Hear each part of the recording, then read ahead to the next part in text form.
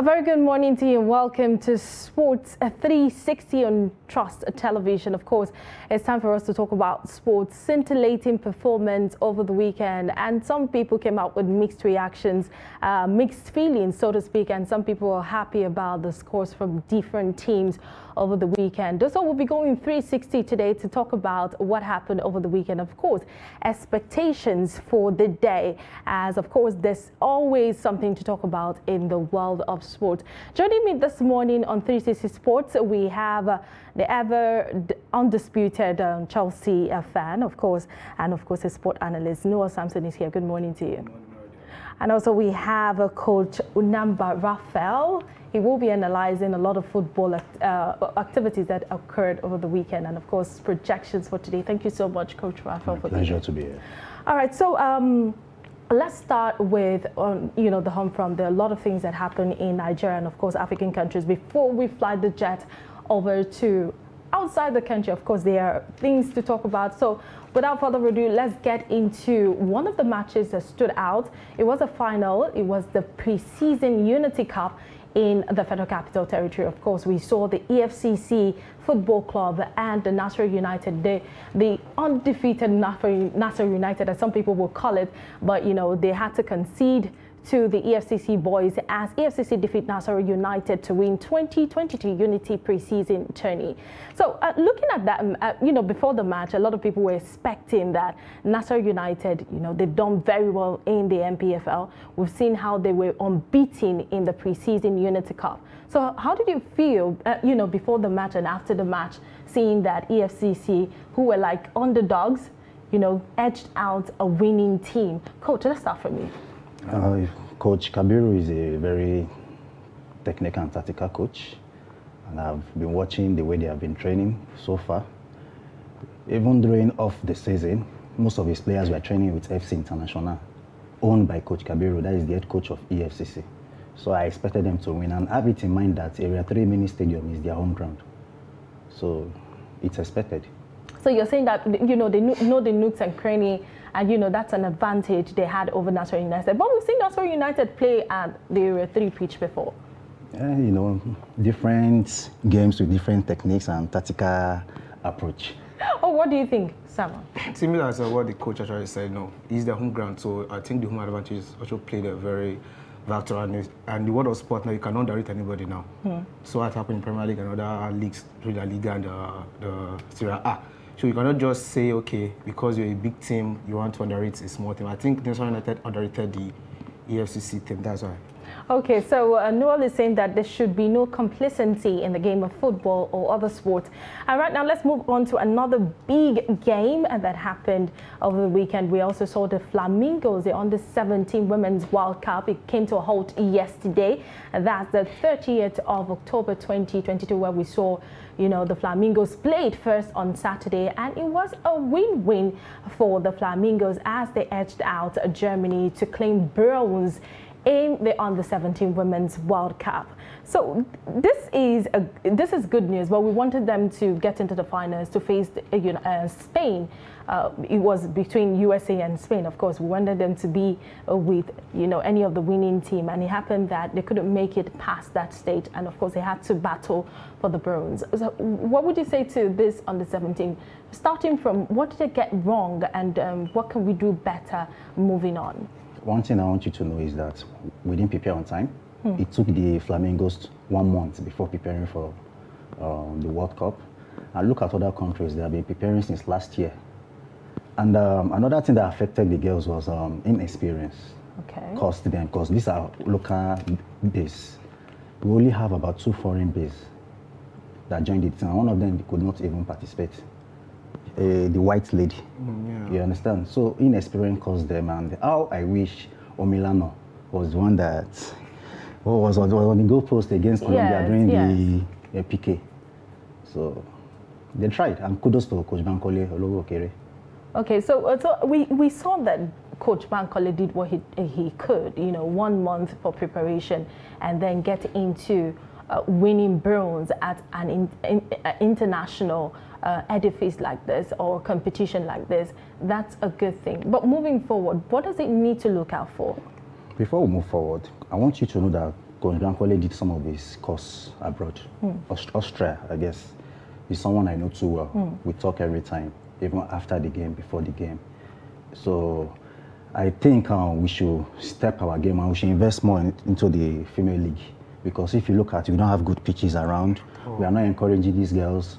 And look at, out of all the youth Super Eagles player we have, it's just this guy, Ahmed Musa, that even promised them 3 million. That is a big time boost. And God bless our new NFF president too. He promised them some money during the quarterfinal. $5,000. That if they should win, you know, this is a moral boost for them. So I think we should develop on. And we should make sure we push those girls to under 20.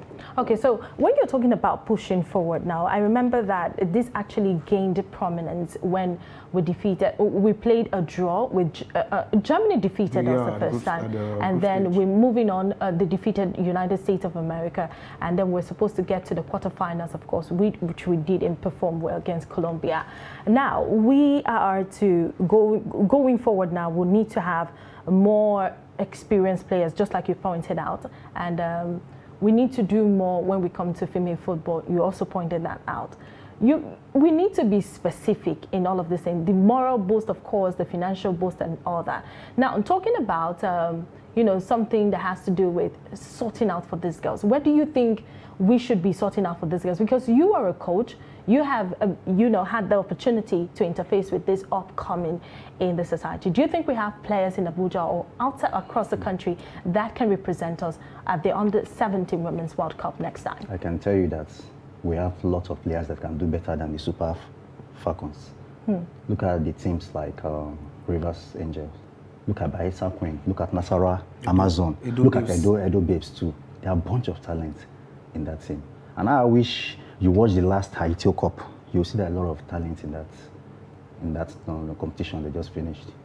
And of course, that's why we have the Bayelsa Queens, of course, flying the trade for us in the CAF Champions League, which, of course, a lot of people do not know, you know, about this because it's not televised. We have stations that could actually televise this live, but we're not seeing all of this, which, of course, CAF have said that they're going to change that narrative very soon. Now, getting into the finals, we saw Spain and United States. Spain has been, you know, dominating the Under-17 Women's World Cup. You know, they are the defending champions, and then they clinched that title. What do you think, you know, Spain has that USA didn't have at that match? Actual preparation. Preparation. When you talk about football, generally, US is not a footballing, it's not a soccer-like country, unlike Spain, where they have been. It seems around Europe, it seems Spain, I want to talk about the female football, Spain has one of the best. Better than out of England. And do you think it's just a women's football? Yeah, I'm talking about female football in particular. It seems they won Chelsea at the last season champions. The last season champions, where the Barcelona female team won Chelsea. So you can see from that aspect, their female football is quite it's strong, just like their own male football. So that it's an edge against the US national team, because if you see the national team, even the male team is not as strong as it used to be. It is with other countries. So I think that aspect, the preparation, and then having a very good female league and female team, so that is another advantage that made them win the match against the could it be like USA? Of course, football is not their number one sport. If it would be basketball or probably race. Rugby. Rugby, yes. Exactly, or American football. But football, US are not that strong in that. Okay, so it was a jubilating match for the Spain's team, the women's team, at the Under-17 World Cup, as, of course, they've been crowned champions again. And now, of course, that will stay till another tournament. Let's move on to the Olympics. Eagles, the Under-23 Olympic Eagles, were in action on Saturday at the Salam Stadium in Oyo State, where they played Tanzania, the returning leg of Tanzania. So the Olympic Eagles beat Tanzania 2-0 to reach a final round, and it seems they're pocketing a lot of money. Just like Ahmed Musa did promise the Flamingos money, he did that. So for every goal that the Olympic Eagles will be scoring, they'll be getting 500,000 naira. So let's do the maths for them now. So they're getting 1 million naira from Ahmed Musa. We saw the governor of Oyo State also give them cash, and also promised them $25,000. We also have all the NFF committee members coming out to give them money. Do you think that that is moral boost enough, or there are things that we should be doing, before the competition starts proper? That's Paris 2024. Passion is one thing, another thing, money motivates. So, money motivates. How has money been able to play a vital role in the lives of players that you have come in contact with? When the board are giving you a whole lot of support, encourage you with their money, you want to sweat it out. You wouldn't want to disappoint because you expect more to come. Yes. Okay, so where's the passion in all of this? The passion is always there to wear the badge, to represent Nigeria, but money is another motivation for them. Okay, so how would you rate the under-23 Eagles? Coach Salisu is doing well, and I see them going far. So now, the media coverage, how do you think, they fared during the media coverage of the under-23 return leg play in Ibadan? I didn't really follow up with that. Okay, so it was fair. I didn't follow up. So that means you didn't even watch the match in the first place? I would just follow up online, but I didn't follow up. I was just focusing on the Flamingos. Okay, oh yes, it was they give us more joy than the men. So. Okay, I think I'm actually elated that the men are actually saying that the women's team in Nigeria are giving them more joy than the Super Falconet. When you have the Super Falconet play and Super Eagles play, normally you want to watch Super Falconet because they are prone to winning than the Super Eagles, and that's just the truth. Same as the Golden Eaglet now, the Flamingos. So when you see the Flamingos playing and you see the under-23 playing, let's watch the Flamingos down. Because they'll give you joy than that of the men's team. So I'm not saying that, it's a good thing, but we need to support both teams alike. Now, the men could not be doing well, maybe because we didn't qualify for Qatar 2022, but that's still hurting Nigerians. Yeah, for us to leave everything we're doing, get into the Mashoud Abiola Stadium to support the men's team, and we got that result at the end of the day. That was really appalling. The fault was on the coach. How do you mean? How can you bring tired legs? When you have good midfielders in the Nigerian league, you have good players abroad. What is Abdullahi doing in the midfield? Someone that we all know that he play right back. Surprising. So for all those things, the fault is from both the NFF and the coach. So let's hope that we have a new NFF team now, and they will do better, just like you said in the beginning. So you're proud of this new NFF team, and we're wishing that they do better than the ones that just left the seat of power now. So the weekend was full of energy. We saw our Napoli striker Osimhen, our own Osimhen, in action. 3 goals, hat-trick. That's a lot, and we've been hearing clubs coming for him from 100. If you don't have £100,000 now, you're not even going to sit on the round table to talk about Osimhen. And of course, this brings a lot of joy. Let's take a look at the CDR table. Of course, we have matches that were played over the weekend. We saw the likes of Napoli, slugging it out there. Napoli played Sassuolo on Saturday. It was 4-0 at the end of the match, and then we have Juventus, of course. One goal they've been dropped to the Europa, which of course a lot of people have said that it's going to be tough this time, since it's not Sevilla, who are very used to Europa, will be dominating Europa. Now we have the plate match. It was 1-0 at the end of the match. Inter Milan and Sampdoria played. It was 3-0 in favor of Inter Milan. Empoli and Atalanta played. 2-0 at the end of the match in favor of Atalanta. And then we have Cremonese and Udinese. It ended a stalemate. It was 0-0 at the end. Let's take a look at the EPL 2. The EPL packed with a lot of action, scintillating performance from groups, but it was a disappointing one for some of the big names in the English Premier League. We have Leicester City and Manchester City. It was a slugging out of power yesterday. Manchester City edged out Leicester City. FC Bournemouth were in action with Tottenham. Tottenham showed that they are in charge. It was 32 in favor of Tottenham. Brentford and Wolves also played. It was 1-1. And then Brighton and Chelsea, big one. A lot of people had so many reactions for that match. Some people said it was, okay, that's what's going to happen. That's what's meant to happen in EPL or in any game of football. Anything can happen. It was 4-1 in favor of Brighton. Crystal Palace and Southampton were in action. Crystal Palace scored 1, Southampton 0. Newcastle United and Aston Villa, it was 4-0 for Aston Villa. It was 0, and Newcastle, it was 4. Fulham and Everton played a stalemate. Liverpool and Leeds Liverpool, 2-1 at the end of the match in favor of Leeds. And Arsenal and Nottingham Forest were in action yesterday. A lot of people thought that Nottingham Forest, with all of the talks that happened in the Arsenal's last match and then the goal drought, which a lot of people talked about, it was 5-0 at the end of the match in favor of Arsenal. Manchester United managed a win with West Ham United yesterday, and of course, Rashford, 100 goals to his name in no competitions. Now, which of the match stood out for you? Let's say Chelsea and Brighton. There was a lot of controversy. The former coach of Brighton, now coach to Chelsea, and then some people said that match was sold. Some people said, anything can happen. Some people said there was complacency, thinking that how these people will play, and then you go there thinking it was going to be a walkover, and then it happened. What was your thought after watching that match? The most hardest league in the world is the Premier League, where you expect surprise. And I want you to know one thing: there is no big team in Premier League. But usually when you saw these underdogs, when they meet bigger teams, they want to sweat it out for some players to get signing and all of that. They really want to prove themselves. And I see that Chelsea-Brighton match as a wake-up call for Chelsea coach. He should be using the right player at the right time. He got the tactics wrong, and it's a sad. I'm a Chelsea fan, but I really felt bad. I didn't expect that loss. So Chelsea fan. I didn't know we had two Chelsea fans sitting in the studio, but it's okay. So what do you think, undisputed Chelsea fan? Noah? It was disappointing now.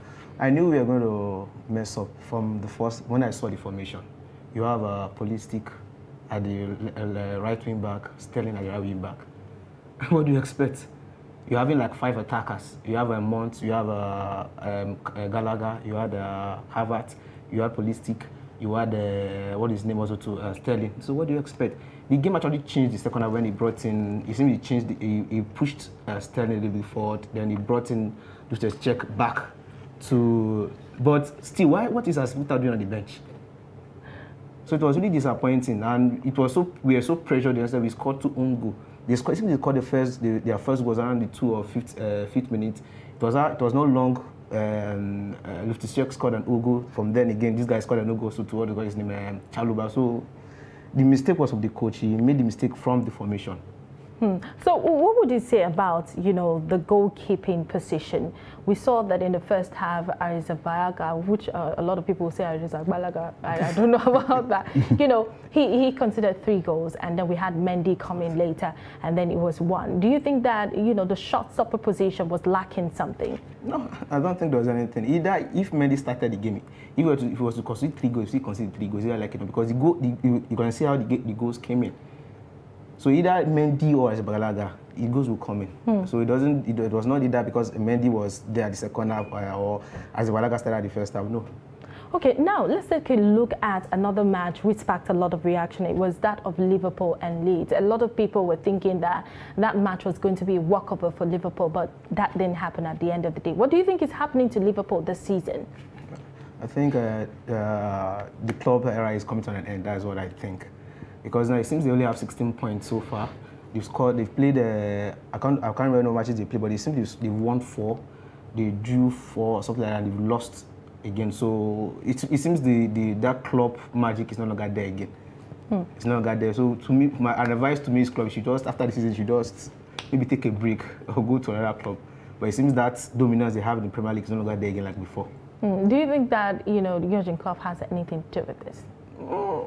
Probably he's the head of the team, he's the coach, so probably he's not motivating the players that well, or maybe he's not getting the tactics right. Although it seems they have kind of injury issue. It seems what do you call his name? Henderson is injured, something like that. But despite that, I think you have other midfielders you can use now. So probably the other clubs now are not getting the tactics of the club. And since Mane left Liverpool, it has not been the same again. So Coach Raphael, do you think that, Mane leaving the club and then leaving that position to someone else could have affected the performance of Liverpool this season? Mane is a workaholic, and it's a big loss for Liverpool.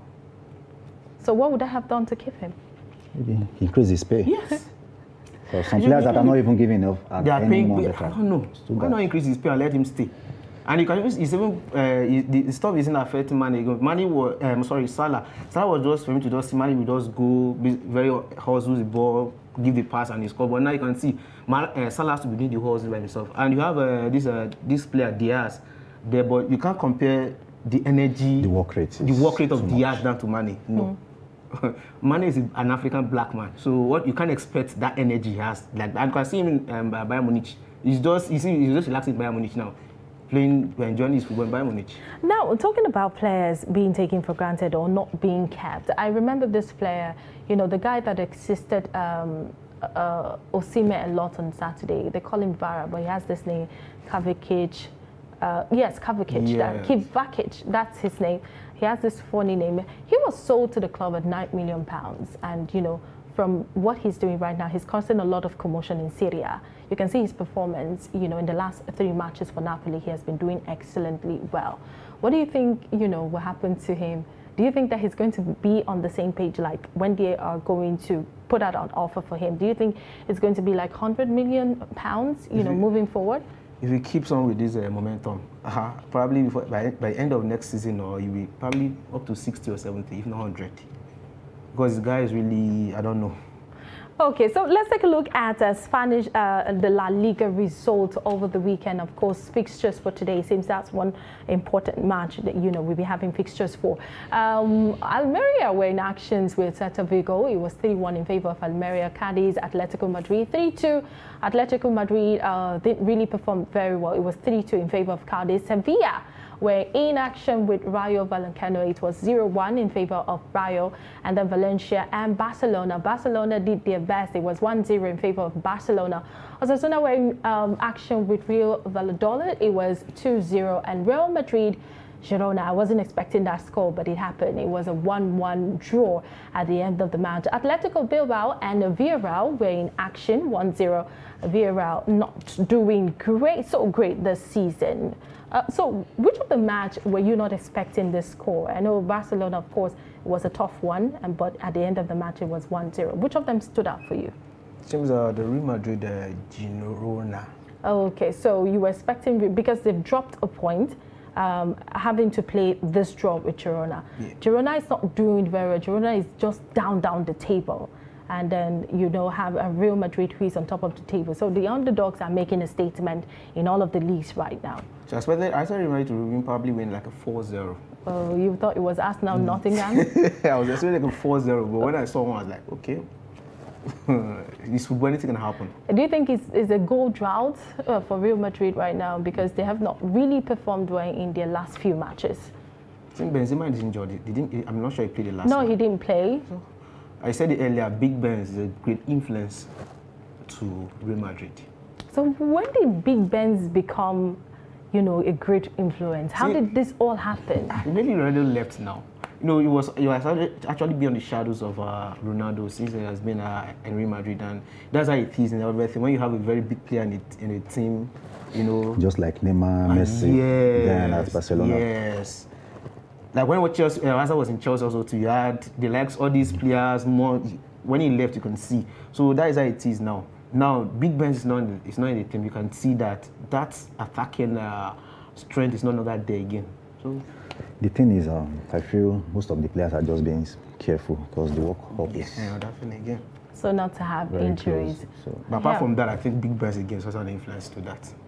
Okay, when you want to talk about players being careful, the World Cup is not the big story to talk about. You know, players that qualified and their names have been written in the list of people that will be representing their country in the World Cup. But we'll leave that discussion for another time. Because of time, we have to go now. But thank you so much, Coach Raphael, and also Samson, undisputed Chelsea champ. Of course, we have 2 Chelsea big fans in the studio. Thank you so much for being a part of 360 Sports. We'll see you another time. My name is Martia Umar. Bye for now.